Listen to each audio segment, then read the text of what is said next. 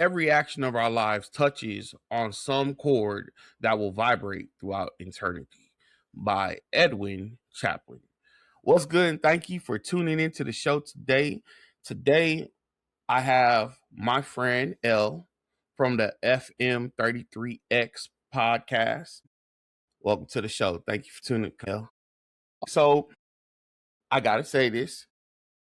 What you do in podcasting. Tell us about your... I'm at your beginning phase right now for me. So because you're not there anymore, you know what I'm talking about. And I'm in these groups. The fillers are going out. I don't mind, and introducing myself, whatever. Not getting responses really.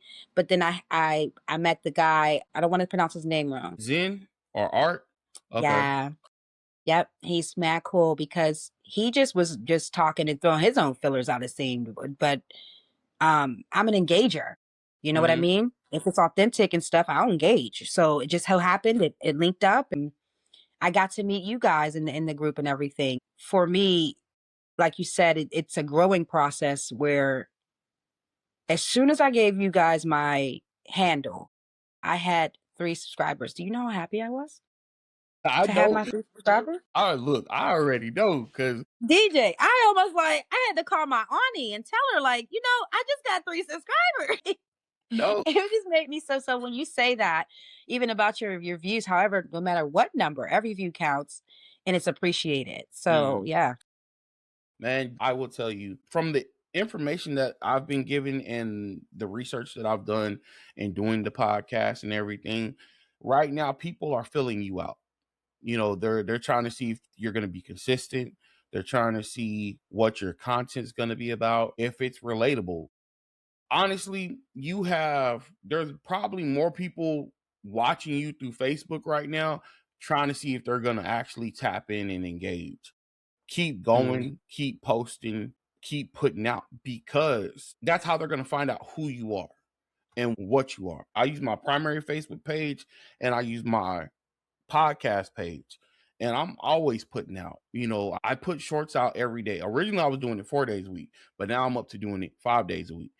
So whenever I post an episode, I post a short, and then I post shorts throughout the week. The 2 days I don't is Saturday because I'm recording and Sunday because I'm editing. But I post throughout the week, and I'm constantly there. I'm trying to get better at TikTok because I am on TikTok too. So I'm trying to get better there. But I work, so I don't really... it's hard because I work so much to where I don't remember hey, I'm at work, I don't remember. Yeah, I'm not a TikTok person. Yeah, for me, first of all, again, going from that background energy to main character energy is a definite choice. It's uncomfortable choice because I go into hermit mode in order to ascend. So I like being alone. But allowing people into my world is a vulnerable thing. It's me, you know what I mean? Again, curating a special space. Everybody's not going to get it. I don't expect to grow fast. I don't want to have that. Again, I don't want to pay anybody for a bunch of followers to be monetized like that. That's not what I'm looking for. It's literally self-validating to know that I haven't had any situation throughout my life take my voice away. Yeah. So that's what it's about, And if I'm able to be abundant in any way through that, or gift anyone any type of value or abundance, that's extra, you know what I mean? Points on hopefully a resume with a good Lord. Yeah. So again, you never know who you're gonna touch. I've gotten a couple of comments where I put out one episode and I didn't think it was going to do good, or I didn't have high hopes for it. I just, again, I'm putting it out because normally my shorts get views, my videos. I mean, because it's long form content, nobody really sits down and watches it long term. But a guy left a comment, and I don't remember it verbatim, but I remember the gist of it. Basically, he said, hey, this came across my page and I didn't know I needed to hear it until I heard it. And I was like, awesome. And it almost had me in tears because it was like, this is why I'm doing this. I'm gonna tell you now, one good comment will outweigh the times where it's silent. and then the times where you may get a negative comment. That one good comment holds so much weight because in a sense it's validation that what you're doing is working. You may not get a attaboy from everybody, but when it does come, it means the world to you. And if I can impart anything on you, I would tell you, especially with YouTube, if somebody comments, you comment back. Regardless if it's negative or positive, you comment back. I would also Engagement. I would also encourage from a hermit to a hermit. We're gonna talk hermit talk real quick. I would encourage you to do TikTok.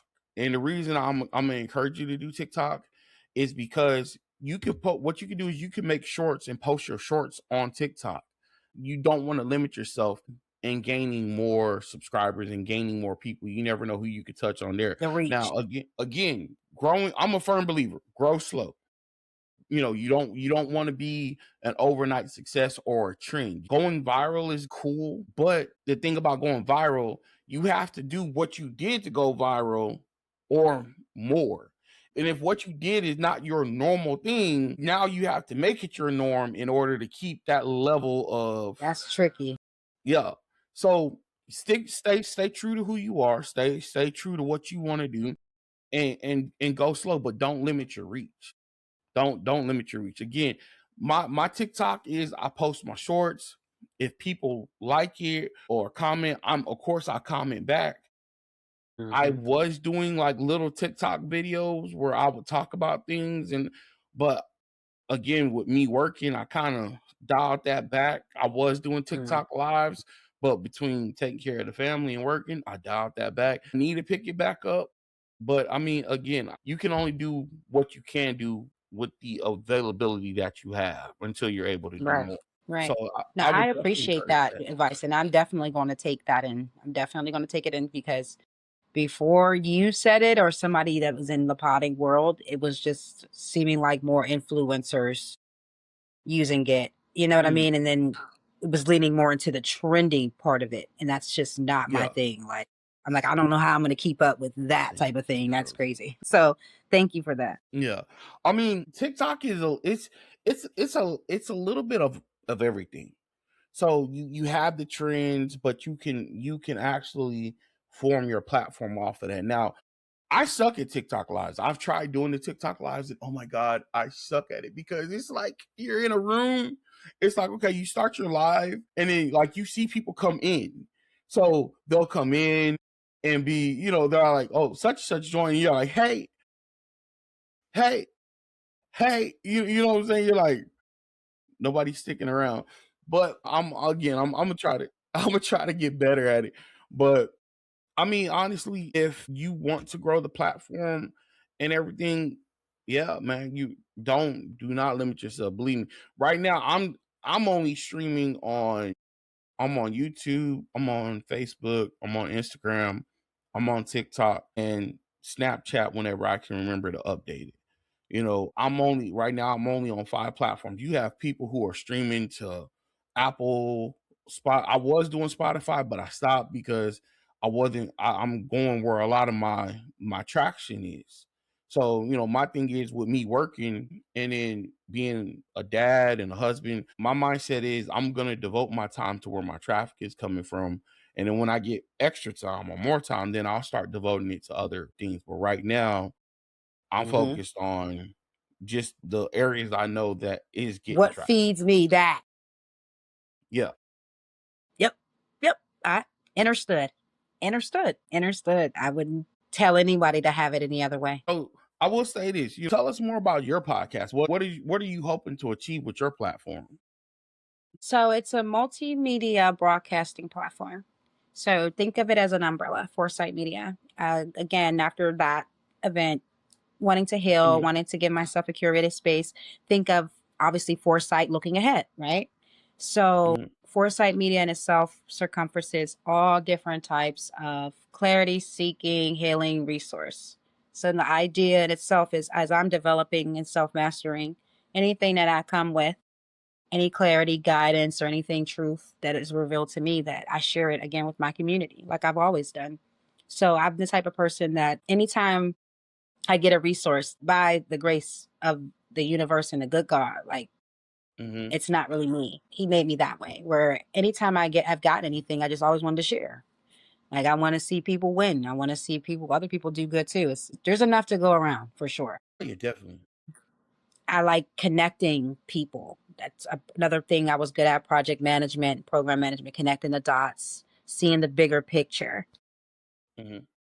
So I, again, would wish to just do that with my platform. That's the aim of Foresight Media, is to just bridge the gaps, help others self-develop, let others know through example that it's okay to restart, and restart with oomph 1,000 more times. The only thing it's not okay to do is give up. Like I tell it's funny that you were telling me earlier that you had your child as a guest on your podcast at some point, because I did as well, my daughter. And we were talking about, the topic was pop. Mm-hmm. Progress over perfection. And I asked her what pop meant to her, progress over perfection, and just different things like that. But that's my overall point of me saying that, is that's the idea. It's to plant those seeds, whether they grow and I'm there to see them or not. That's kind of how I've always operated, where if I have something of value, why not give it and share it? Anything I can learn, my daughter's capable of learning, my neighbor's capable of learning, we should be bringing it back. And I think that the world's missing that a bit. Mm-hmm. There's plenty of other things the world's missing too. Definitely. But I really do think that it's missing just looking ahead in a positive light, and knowing, like I said again, that it's way better to just progress than it is to give up. I tell my daughter all the time that, like, willpower is magic. So, like, magic is real. When people tell you that magic isn't real, take a look at their lives. A lot of times they've given up, like, in different aspects, whether it be on themselves, on their dreams. They don't have like willpower.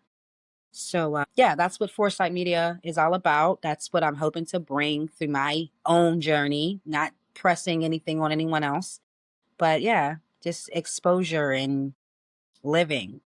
Too many of us live like hermits, and then we don't realize people are watching us. So I'm trying to actually be the light in the world that I want. Man, you hit it on the head.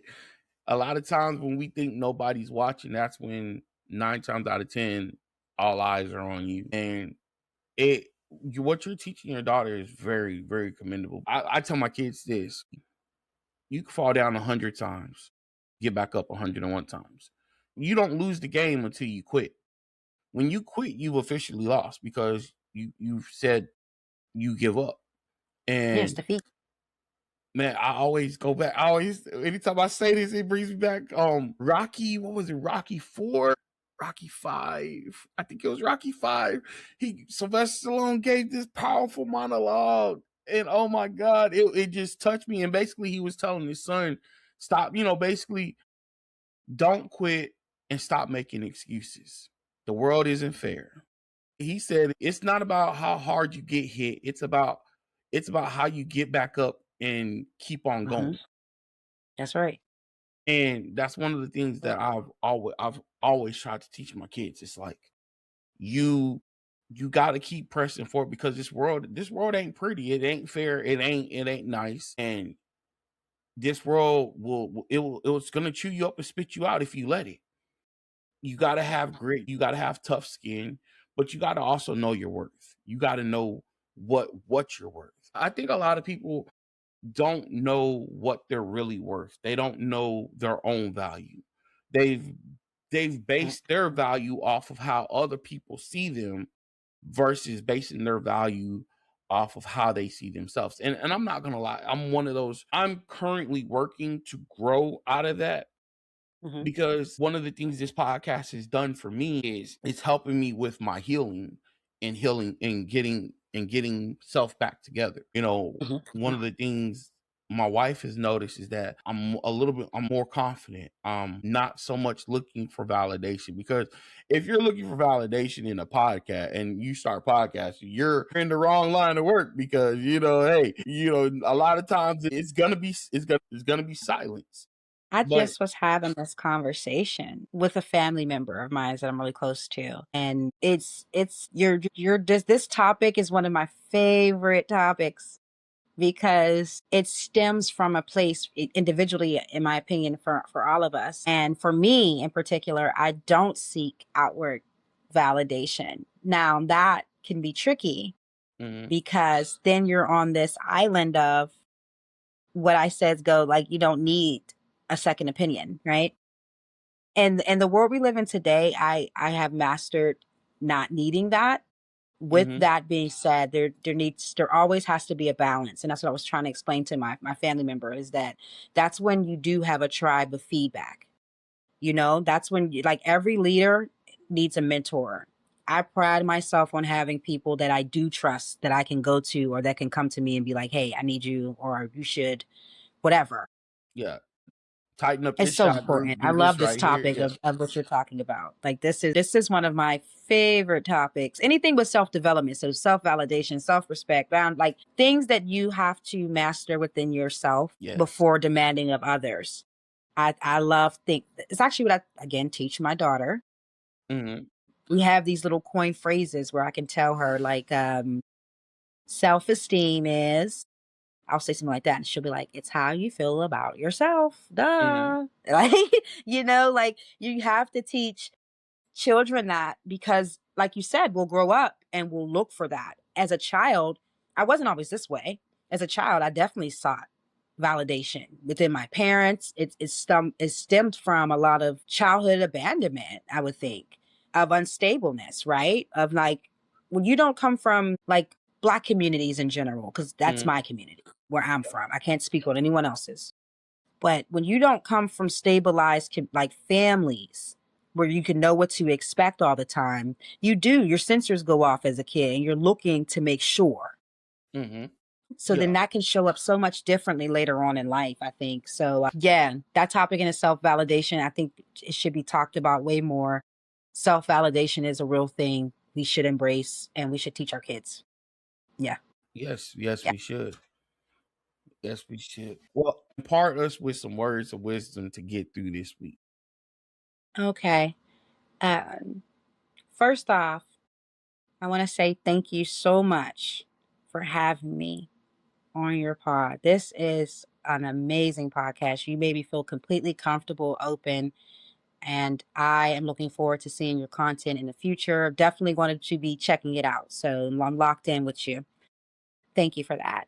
With that, I would like us to just part on the terms of taking a moment, but before we lay to rest today, making sure that we understand, not just understand, but understand. We will face defeat, but we should never be defeated. It's one of my favorite quotes by Maya Angelou.